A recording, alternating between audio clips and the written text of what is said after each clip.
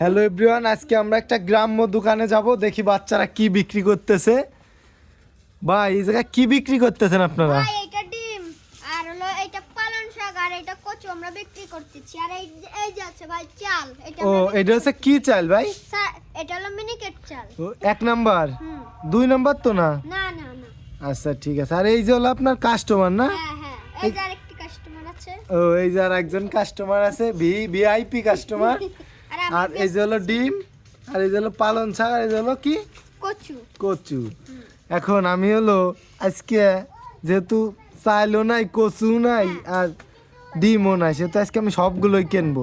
আমি সবগুলো আমার 50-50 টাকার দেন। আচ্ছা ভাই দিচ্ছি। দেখুন দোকানদার মাপ দিতেছে, উলট পালট হয় নাকি? সব কিছুই কিন্তু ঠিক মতো মাপ দেন ভাই। হ্যাঁ।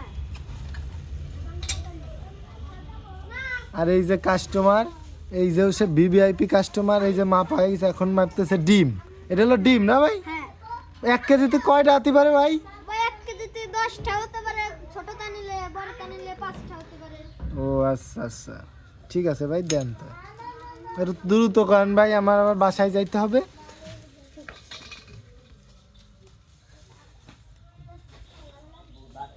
ওইছে ভাই? ভাই এই যে কচু দিচ্ছি এখন। হ্যাঁ, কচু দেন 1 কেজি। দাঁড়াও মা, আমি তো কিনবো। দাঁড়াও, তো কিনেছি নিবো।